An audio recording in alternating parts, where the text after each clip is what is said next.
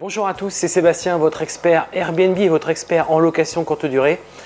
Eh bien, aujourd'hui, une nouvelle vidéo où on va parler de comment se lancer et comment investir quand on veut faire de l'immobilier locatif. Allez, c'est parti! Alors, l'idée de cette vidéo, c'est de parler de comment se lancer et comment en fait investir pour faire de l'immobilier locatif. Alors, pourquoi cette vidéo et comment m'est venue cette idée de tourner cette vidéo et de répondre donc à toutes ces questions? Eh bien parce que vous voyez, pas plus tard qu'hier soir, j'ai rencontré une personne qui a un revenu très honorable, hein, donc il gagne je crois pratiquement 4 000 € donc net par mois, donc un très bon revenu.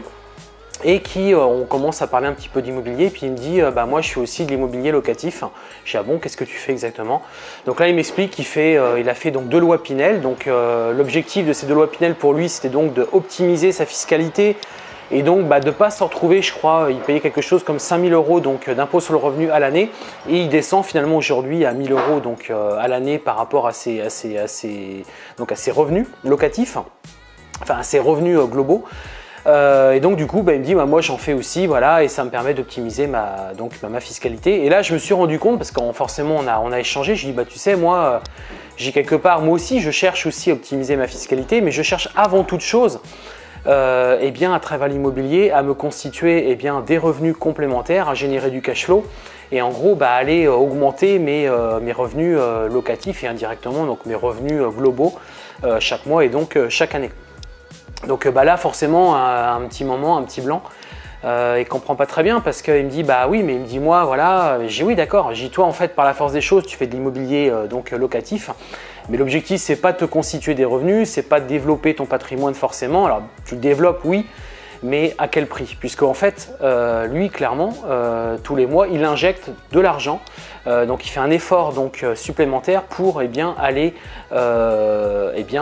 payer ce qui manque auprès de la banque. C'est-à-dire que les loyers qu'il couvre chaque mois à travers ces lois Pinel ne couvrent pas, donc les loyers qu'il collecte ne couvrent pas la charge bancaire qu'il a à supporter tous les mois. Donc il fait un effort d'épargne chaque mois à hauteur de 400 ou 500 € donc par mois.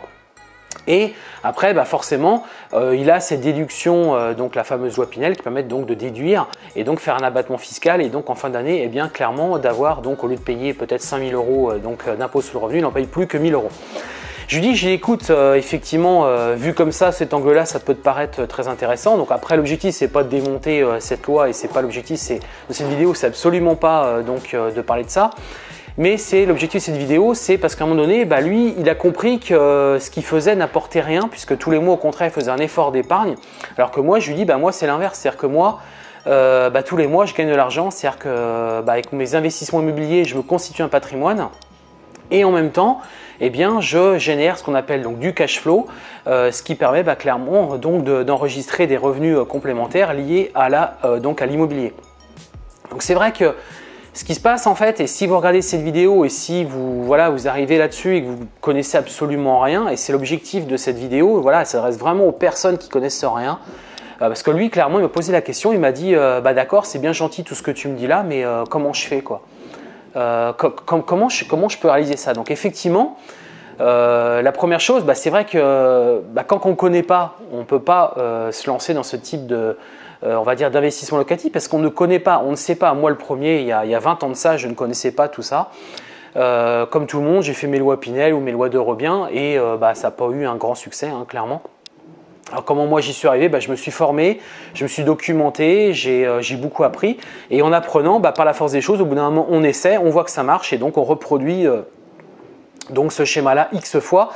Et donc aujourd'hui, je vous fais cette vidéo-là pour vous livrer, on va dire, mes principaux conseils pour clairement investir en immobilier, comment on peut s'y prendre.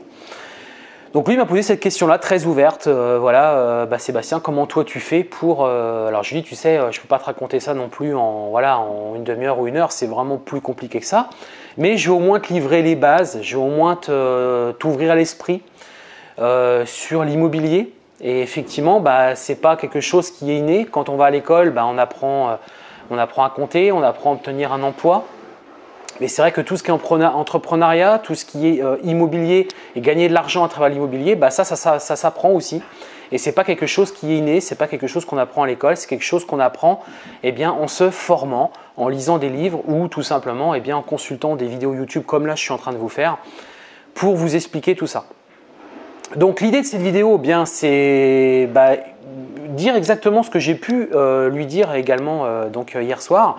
Alors ce que je lui dis, si après tu veux en savoir plus, écoute, va sur internet, consulte des chaînes YouTube dédiées à l'immobilier ou prends des formations, achète des formations et à un moment donné, ou achète des livres. Et à un moment donné, tu verras que ton éducation immobilière va devenir ton éducation finalement financière et tu vas voir que tu ne seras plus dépendant de ton boulot. On va dire que ton boulot finalement va être un moyen pour toi d'aller chercher des crédits bancaires supplémentaires et d'aller te constituer un patrimoine et en même temps te générer des revenus complémentaires grâce à l'immobilier. Alors on va rentrer dans le cœur du sujet, hein. Là c'était vraiment l'introduction. Donc comment je peux répondre à cette question-là? Tout simplement, déjà la première chose c'est, on va dire, il y a vraiment deux points essentiels pour moi par rapport à l'investissement locatif. C'est déjà bien avoir conscience que c'est lié à la banque. C'est-à-dire que pour faire de l'investissement locatif, vous serez obligé de passer par une banque, donc vous serez obligé d'obtenir un crédit bancaire et d'utiliser l'effet de levier qu'on appelle bancaire pour pouvoir accéder à l'immobilier. Ça, c'est la première chose. Et la deuxième chose, c'est ensuite, on va dire, faire une belle opération dans le sens où il faut que votre investissement locatif soit quelque chose de rentable. Quand j'entends sur Paris, par exemple, des personnes qui sont contentes de faire un investissement locatif à 3, 4, 5%, sincèrement, ce n'est pas un bon investissement locatif. Alors, ça dépend aussi dans quelle mesure vous utilisez votre argent, hein. Donc là, ça peut convenir effectivement des personnes qui ont des très gros revenus et qui font des différents placements, qui n'ont pas forcément le temps d'optimiser tout ça. Mais aujourd'hui, moi, l'idée de cette vidéo, c'est vous apporter à vous, si par exemple vous avez même des salaires très faibles, 1200, 1300, 1400, 1500 euros ou 2000 euros, des salaires, on va dire, un petit peu plus évolués, eh bien, cette vidéo-là, elle s'adresse à vous. C'est-à-dire que clairement, vous n'avez déjà jamais fait d'investissement locatif, mais vous vous dites, à un moment donné, comment je pourrais gagner de l'argent, comment je pourrais augmenter mes fins de mois, tout en me constituant un patrimoine pour le futur. Donc déjà la première chose, comme je vous l'ai dit, il y a vraiment deux points importants. C'est un, la banque, c'est clairement lié à l'effet de levier de la banque. Et puis deux, ça sera lié au bon investissement locatif. Mais comme on dit dans la profession, un bon investissement locatif, c'est pas forcément trouver le bon produit, ça va être se créer une opportunité par rapport au produit. C'est-à-dire que aujourd'hui, c'est vrai que sur le marché, vous allez trouver beaucoup de biens, beaucoup de choses qui vont vous être proposées. Et quand vous allez calculer votre rentabilité, vous allez voir que finalement, ce n'est pas des rentabilités très intéressantes. Mais en fait, ça, j'ai envie de vous dire, c'est vraiment les personnes qui font l'investissement, on va dire, très basique et qui ne sont pas formées, qui n'ont pas cette culture liée à l'immobilier et qui ne savent pas faire de l'argent avec l'immobilier. Aujourd'hui, pour faire de l'argent avec l'immobilier, il faut se créer des opportunités. C'est-à-dire que quand vous allez trouver un bien immobilier, il va falloir réfléchir à comment on peut créer de l'argent, créer de la valeur grâce à cet investissement immobilier. Alors je reviens sur la partie bancaire. Alors quand vous allez devoir financer votre projet, parce qu'en fait tout va être lié à l'investissement, à l'effet de levier de la banque, il va falloir que vous rencontriez une banque. Et là, il y a des choses qu'il faut vraiment de base, qu'il faut absolument savoir. C'est déjà par rapport à votre situation financière, comment vous pouvez aborder ça. Et beaucoup de personnes vont vous dire, oui, mais l'immobilier, c'est réservé aux personnes qui ont des très bons revenus. Absolument pas. Ou alors ils vont vous dire, oui, mais c'est vrai qu'il faut un CDI, c'est vrai qu'il faut une très bonne situation, il faut avoir un CDI depuis X années, etc. Absolument pas non plus. Aujourd'hui, les personnes qui ont des CDD à répétition ou qui font de l'intérim, bref, qui ont, on va dire, et l'idée, pour résumer ça, c'est avoir des revenus réguliers. Donc, on va dire ça, c'est la règle numéro 1 quand vous voulez obtenir un crédit bancaire, c'est avoir des revenus réguliers. Donc, ça peut très bien être, vous enchaînez vos CDD depuis plusieurs années, ou bien vous avez vous êtes intérimaire et donc vous avez des contrats réguliers, vous avez de l'argent en fait régulièrement qui tombe sur votre compte, donc pas nécessairement un CDI. Ça, on va dire, c'est la première des règles pour arriver à convaincre une banque. Ensuite, la deuxième règle, ça va être avoir une bonne tenue de vos comptes pendant au minimum 3 mois, puisque les banques généralement demandent les 3 derniers relevés de compte. Donc l'idée, c'est que ces 3 derniers relevés de compte soient des comptes qu'on va dire qui soient vraiment bien, qui soient, on va dire, au niveau des yeux de la banque, qui soient des comptes clean. Alors j'entends par là, eh bien, ne pas notamment avoir des crédits à la consommation. Hein, faut pas rêver. La banque sait lire entre les lignes, par exemple des crédits CTLM, des crédits Cofinoga ou autres. Ça, c'est des choses qu'il ne faut absolument pas que vous ayez, parce que ça veut dire, aux yeux de la banque, ça veut dire qu'en gros, vous êtes quelqu'un qui achète un crédit et un peu de tout finalement, parce que généralement les crédits à la consommation, c'est pour s'acheter peut-être une nouvelle télé ou pour, on va dire, peut-être pour voilà, s'acheter on va dire des choses qui ne sont pas forcément de première nécessité. Et donc, aux yeux de la banque, ça veut dire quelque part, eh bien, vous êtes quelqu'un qui flambait l'argent et qui n'est pas du tout dans un esprit d'épargne. Et donc, j'y viens. Donc, l'idée, c'est d'avoir au moins un petit peu d'épargne, c'est-à-dire que vous devez avoir un petit peu d'argent de côté, même pas beaucoup, mais faire voir que tous les mois, finalement, vous êtes capable, eh bien, avec vos revenus, de mettre un petit peu d'argent de côté. L'idée même, c'est même de faire voir que c'est en automatique, c'est-à-dire que par exemple, tout le 5 du mois ou le 10 du mois, bah, vous envoyez sur un compte à part eh bien, un petit peu d'argent tous les mois. Et donc, si vous multipliez ça, donc si vous faites un petit peu d'épargne et qu'en même temps, vous n'êtes pas en mode excessif, voilà, sur votre relevé de compte, il n'y a pas des dépenses un petit peu bizarres, donc tout ce qui est crédit à la consommation ou par exemple des vacances en permanence, eh bien, ou des billets d'avion donc qui laissent sous-entendre que vous faites donc des déplacements dans le cadre de vacances, tout ça fait voir à la banque que vous êtes quelque part genre un bon père de famille dans le sens où vous êtes capable d'épargner de l'argent et qu'en même temps, bah, l'argent que vous utilisez, ça vous permet de payer quoi? Bah, votre loyer, vos dépenses donc, alimentaires chaque mois, peut-être payer l'électricité, etc., etc. Donc on va dire au moins pendant les 3 derniers mois avant de vous lancer dans l'immobilier locatif, eh bien, faites en sorte que vos comptes soient vraiment le plus clean possible.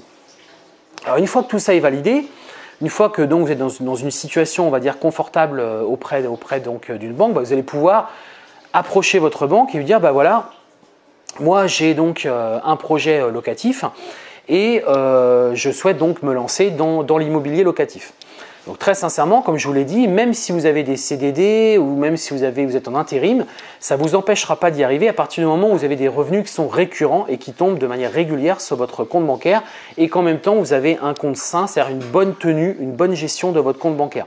Alors c'est vrai que je n'ai pas précisé non plus, mais évitez aussi d'être à découvert fréquemment, ça peut arriver, mais évitez d'être à découvert, on va dire dans les 3 derniers mois, faites en sorte que votre compte bancaire soit le plus clean possible. Donc, une fois que vous approchez votre banque, bah, vous allez commencer à faire une simulation d'emprunt pour savoir un petit peu, vous, quelles sont vos capacités, qu'est-ce que vous êtes capable de rembourser chaque mois.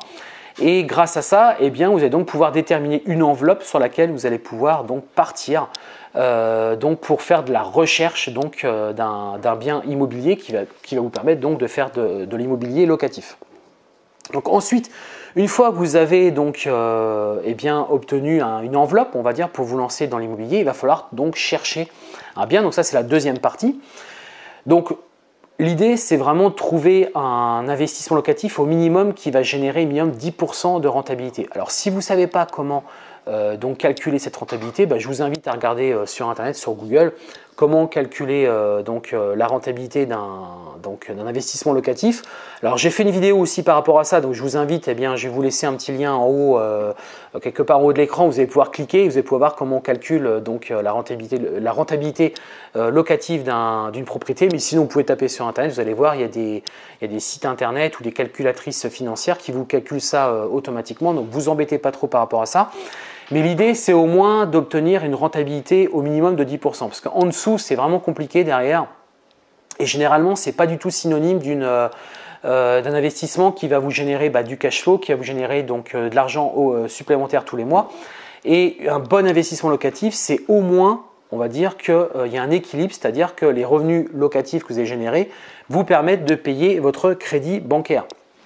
Ce qui n'est absolument pas le cas, comme je vous disais, par rapport donc, à la personne que j'ai rencontrée hier soir, qui elle au contraire fait un effort chaque mois pour eh bien, payer son crédit bancaire et pour faire en sorte que bien du coup son investissement locatif soit zéro, c'est-à-dire que voilà, elle est obligée de mettre au pot pour clairement payer ce qui manque auprès de la banque pour pouvoir assumer donc sa charge bancaire chaque mois. Donc ça, pour moi, c'est pas du tout la bonne solution. Et si à un moment donné, pourquoi l'idée de faire ça, c'est quoi? C'est que si à un moment donné ces projets-là sont très très bien pour faire de la défiscalisation, le fait est peut-être à un moment donné vos revenus vont peut-être baisser pour une raison X ou Y, ou peut-être que vous allez perdre votre emploi, ou peut-être que vous allez complètement changer de voie, peut-être que vous allez quitter le salarié, que vous allez vouloir vous lancer dans une activité d'auto-entrepreneur, ou peut-être dans le, on va dire comme entrepreneur. Et du coup, du jour au lendemain, peut-être que vous allez vous retrouver avec des revenus nettement plus faibles. Et là, comment vous allez pouvoir absorber ça si déjà rien que tous les mois, vous avez une charge supplémentaire qui se rajoute donc à vos investissements locatifs, clairement, ça va être compliqué. Et donc, du coup, moi, à mon sens, vous êtes vraiment tributaire de votre projet. Et c'est absolument pas l'objectif donc de faire l'investissement locatif. Et c'est pas l'objectif de cette vidéo, comme je vous l'explique. C'est au contraire que tout ce que vous allez faire, tous vos investissements locatifs, au contraire, vous génère de l'argent chaque mois et qu'au contraire, ça vous donne encore plus de liberté financière et que donc chaque mois, vous génériez donc de l'argent par rapport à vos investissements locatifs. Donc, du coup, l'idée, c'est vraiment d'aller chercher un projet.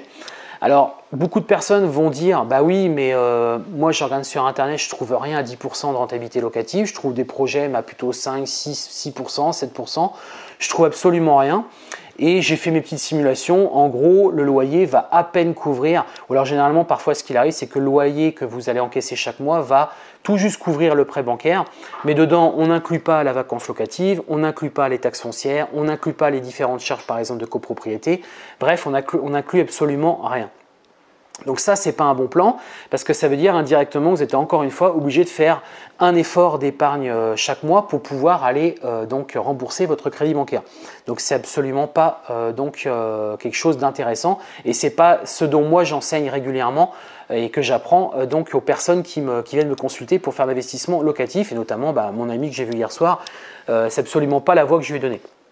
La voie que je lui ai donnée, et donc c'est celle-ci que je vous livre ici, c'est quand vous allez trouver un projet, c'est de voir s'il n'y a pas moyen de vous créer une opportunité. C'est-à-dire que par exemple, ça peut être tout bête, mais ça peut être une division. C'est-à-dire que si vous êtes sur un projet immobilier qui a une surface relativement importante, essayez de voir s'il n'y a pas un moyen de faire une division de l'appartement.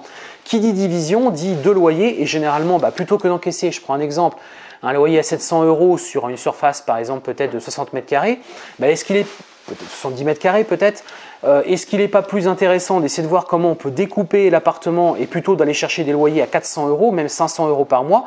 Vous voyez bien qu'avec deux logements, vous allez tout de suite pouvoir obtenir peut-être 1000 € de revenus locatifs, contrairement à un loyer à 700 €. Et en plus, vous diluez le risque de loyer impayé puisque vous aurez deux locataires, contrairement à si vous n'en avez qu'un. Donc ça, c'est notamment c'est une astuce qui permet clairement d'aller chercher de la rentabilité. Donc encore une fois, la rentabilité, elle ne se crée pas au moment forcément de... Alors, vous la créez au moment de l'achat si vous faites un bel achat immobilier. Mais c'est vrai que c'est quand même beaucoup plus difficile à trouver ce projet. Et puis généralement, il ne reste pas très longtemps auprès des agences et auprès des agents immobiliers. Donc ça va être à vous de vous creuser les méninges. Ça va être à vous d'être un petit peu imaginatif et comment vous allez pouvoir vous créer une opportunité à travers le projet locatif que vous allez, le projet immobilier que vous allez trouver. Donc ça, c'est une des techniques, la division, mais après, il y a aussi d'autres techniques. Donc généralement, moi, je suis vraiment plus, et c'est ce dont j'ai aiguillé donc mon ami que j'ai rencontré hier soir. Je lui ai dit, écoute, fais du meublé déjà. Parce que le meublé, ça va te permettre de monter en valeur, ça va aussi te permettre fiscalement ça va être beaucoup plus avantageux de faire du meublé que de faire de la location foncière traditionnelle, puisque la fiscalité n'est pas la même. Et puis encore une fois, le meublé peut aussi permettre d'accéder à d'autres techniques d'exploitation. Ça peut être par exemple la colocation, ça peut être la location en courte durée, la location saisonnière, c'est ce dont moi j'enseigne dans mes vidéos. Et là, on est sur des rentabilités, bien entendu, nettement supérieures à 10%. On est sur des rentabilités à bien plus de 20%. Et là, pour le coup, c'est là où vous allez commencer à créer vos premiers cash flows. C'est là où vous allez commencer à créer donc des revenus complémentaires, rien que parce que vous aurez créé votre propre opportunité par rapport à votre projet locatif. Donc, on voit bien que d'un projet classique où on a une rentabilité pas tip top, avec un peu de technique, avec un peu de formation, avec une personne qui est capable de vous aiguiller ou si vous été capable de vous former, vous allez voir que du coup, vous allez avoir un avis, un œil vraiment professionnel, un œil d'expert, on va dire, qui va vous permettre de voir sur un logement le potentiel qu'il est possible de faire. Je vais vous donner un exemple concret. Moi, j'étais sur un appartement qui était en colocation, donc une rentabilité plutôt intéressante, un cash flow tous les mois, donc on va dire sur le papier intéressant, mais rien d'extraordinaire non plus. J'étais à deux doigts donc de pas valider, de pas passer, finalement de pas faire ce projet-là. Et en fait, au bout d'un moment, je me suis donc imaginé, je me suis mis sur un plan, eh bien l'appartement. Et j'ai vu que finalement, il y avait deux entrées qui étaient totalement donc à l'opposé de chaque appartement. Qu'est-ce que je me suis dit? Tout simplement que j'allais faire une division. Et cette fois-ci, non pas une division en colocation, mais j'allais faire une division et faire derrière de la location saisonnière, de la location courte durée. Donc finalement, d'un appartement en colocation qui génère à peu près, on va dire 1500, 1400, 1500 euros donc, de chiffre d'affaires chaque mois, eh bien, avec mon système de division, on est plutôt sur des rentabilités pour chaque appartement de 1500 euros. C'est-à-dire que moi, je vais passer d'un projet à 1400, 1500 de chiffre d'affaires à un projet à 3000 euros par mois. Donc, on voit bien que les opportunités, c'est à vous de vous les créer et c'est comme ça que vous allez pouvoir faire des belles opérations financières. Et puis, c'est surtout que c'est comme ça que vous allez pouvoir commencer à vous générer des revenus complémentaires grâce à l'immobilier. Donc vous serez plus dépendant d'un projet immobilier pour pouvoir faire de l'abattement fiscal, pour pouvoir optimiser votre fiscalité, mais c'est au contraire, vous allez faire de l'immobilier intelligent dans le sens où vous allez vous créer des opportunités et vous allez donc pouvoir générer des revenus complémentaires grâce à des techniques d'exploitation et grâce à, on va dire, à des moyens qui vous permettent aujourd'hui clairement d'aller chercher donc, de la rentabilité par rapport à un investissement locatif sur lequel vous seriez positionné. Alors bien entendu, tout ça, c'est vrai que c'est sur le papier dans le sens où là vous voyez cette vidéo, vous dites oui mais bon, faut aussi trouver. Alors effectivement, mais au moins lancez-vous. Faites les visites, c'est-à-dire que si à un moment donné vous savez que votre banque peut vous accompagner sur une enveloppe à 200 000 euros, eh bien allez-y. Commencer à faire des visites, c'est bien de visionner sur internet. Donc comme on s'y prend, généralement on va sur le Bon Coin, hein, c'est là où il y a le plus d'offres, mais après il y a d'autres sites internet qui font aussi la même chose. Vous pouvez aussi vous rapprocher d'agents immobiliers, leur expliquer votre projet en précision et puis vous allez voir que vous allez commencer à vous rôder. Alors c'est vrai qu'au début ça peut être un peu compliqué, hein, je suis aussi passé par là, c'est vrai qu'on va avoir beaucoup d'annonces mais on ne sait pas trop finalement, il y a beaucoup d'annonces, on ne sait pas trop ce qui va être rentable de ce qui ne l'est pas. Faites des visites, commencez, lancez-vous, appelez, fixez un rendez-vous, rencontrez soit le propriétaire, rencontrez soit l'agent immobilier et puis commencez à voir un petit peu sur le papier ce qui serait possible de faire. Vous voyez, les appartements que je suis allé visiter, c'est sur place après en faisant un plan chez moi, en me disant tiens, finalement ce projet-là, je suis capable d'en faire ça et donc du coup là ça devient un projet rentable. Alors bien entendu, ça ne vient pas comme ça. Ça demande un petit peu de temps, ça demande un petit peu de technique, il va falloir faire des visites, commencer et en fait au bout d'un moment vous allez voir que votre œil en fait va devenir un œil d'expert et vous allez être capable très rapidement de savoir si tel ou tel projet c'est quelque chose qui va être rentable ou pas. Donc moi je vous invite vraiment à suivre des formations, je vous invite à vous former, à lire des livres. Pourquoi des formations? Parce que généralement on vous livre beaucoup de techniques. Moi je vois dans ma formation donc, sur la location saisonnière, ma formation également sur le sous-loueur, je livre beaucoup de techniques, je livre beaucoup de sites internet, beaucoup d'endroits où on peut trouver des informations qui vont vous permettre. Vous voyez par exemple, ne serait-ce qu'un site internet qui est intéressant à consulter, ça s'appelle le site donc meilleuragent.com, qui est un site internet qui va vous dire, voilà, sur une ville et sur un quartier, quel est le coût donc d'achat au mètre carré, quel est le coût donc de location au mètre carré. Ça va aussi vous donner des statistiques, des informations sur les différentes annonces qui ont été publiées sur le Bon Coin. Est-ce que c'est des projets qui ont tendance, le prix a été on va dire revisité régulièrement par le propriétaire, donc ça va peut-être laisser sous-entendre qu'il y a une marge de négociation plus intéressante. C'est pareil aussi, quand on fait une acquisition immobilière, l'opération, on va dire, elle se fait généralement à l'achat et non pas à la revente. Ça sert à rien de vous imaginer à combien ça pourrait être estimé à la revente. Faites déjà vous une estimation de vous à l'achat, est-ce que vous faites une belle affaire ou pas, donc notamment consultant ces sites internet par rapport au coût au mètre carré. Est-ce que vous êtes en dessous du prix au mètre carré? Si c'est le cas, a priori c'est une bonne affaire, mais encore une fois il va falloir aller plus loin. Et puis après, voir aussi le type d'exploitation qui va être donc possible et vous créer donc les opportunités. C'est vraiment très important. L'immobilier, c'est ça. Aujourd'hui, vous ne pouvez pas juste acheter en vous disant je vais faire tant par mois et ça devrait à peu près absorber le crédit bancaire. Ça va beaucoup plus loin que ça. Et donc, je ne peux que vous encourager à vous former au maximum pour obtenir on va dire ce mindset par rapport donc à l'approche que vous pouvez avoir sur les investissements locatifs. Alors, si cette vidéo vous a plu et vous souhaitez aller beaucoup plus loin, en fait, je vous ai préparé 1 heure de formation gratuite sur l'investissement locatif, comment se lancer dans l'investissement locatif. Donc là, c'est on va dire une vidéo plus d'introduction où je parle de beaucoup de choses, mais pas vraiment dans le détail et dans le concret. L'idée, c'est, je vous ai proposé 1 heure de formation gratuite, c'est de la télécharger en vous rendant tout en bas.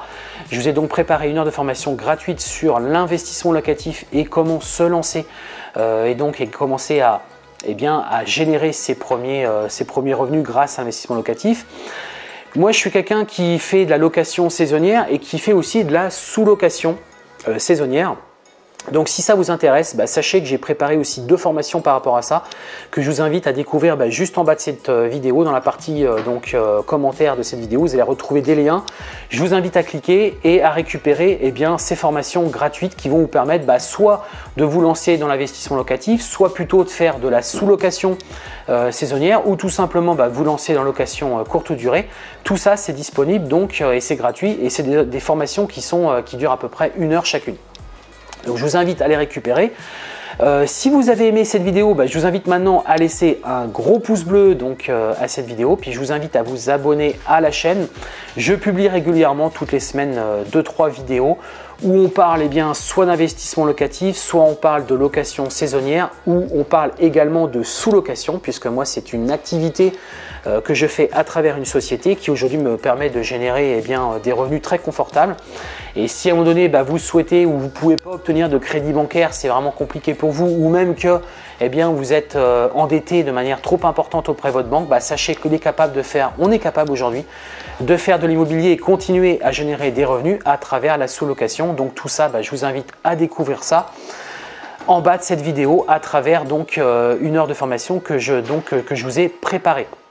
Voilà, j'espère que cette vidéo vous a plu et je vous dis à très bientôt. Ciao!